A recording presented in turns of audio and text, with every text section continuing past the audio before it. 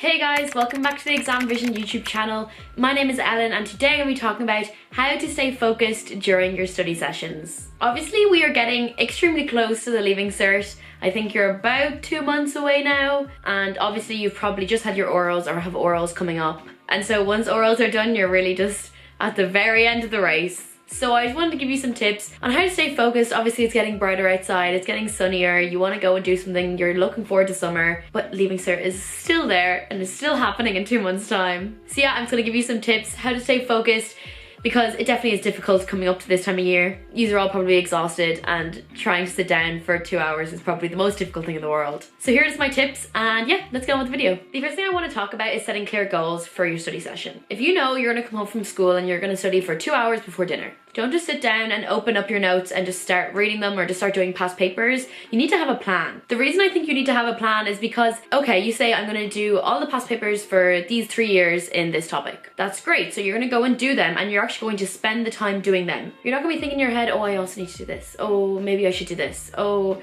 because you've set a plan. You know, you might be doing maths later. You might be doing Irish tomorrow. So you're not going to be thinking, oh, I should probably be doing maths, or I should probably be doing Irish. All these kind of things. Also, what's a great thing for having a plan and having goals for your session, you're going to feel much more rewarded when you finish that task that you've set yourself. Even if you didn't plan, let's say, to do a specific task, and you went and did 3 years past paper questions on a certain topic, when you finish those questions, you're not going to have such a sense of reward because you never planned to do that. You just did it. It's going to make your sessions feel a lot longer. It's going to tire you out more, and again, you're going to lose focus. So by setting a clear plan, you're going to make yourself feel better about it. It will help you that you know once you finish these 3 years of questions, that's it, you're done that task. It will keep you focused, it will keep you maintained in your work. The next thing I'm going to be talking about is the prioritization of tasks and what kind of prioritization worked for me. So if I had on my timetable or whatever, I had decided to study French that night, and I don't like French. Obviously it has to get done at some point, and that's why I've prioritized it. I'm going to do it tonight, and it's going to be the first thing.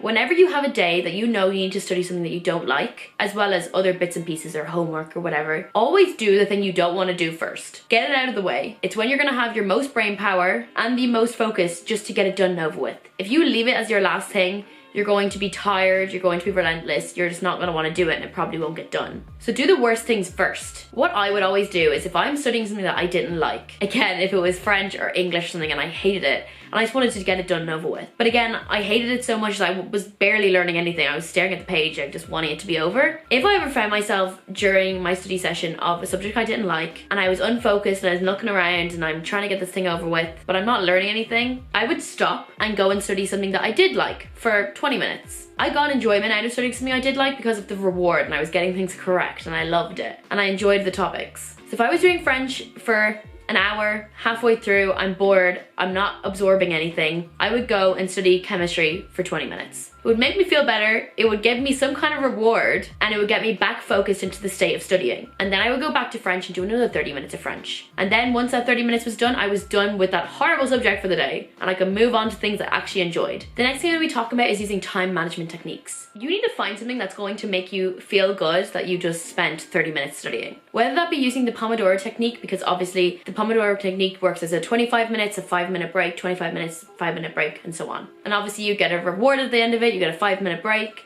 It makes you feel good, you've just done 25 minutes of focusing. Whatever works for you. What worked for me was using the app Forest. I'm sure you probably have all heard of it, and I'm sure 90% of you already have it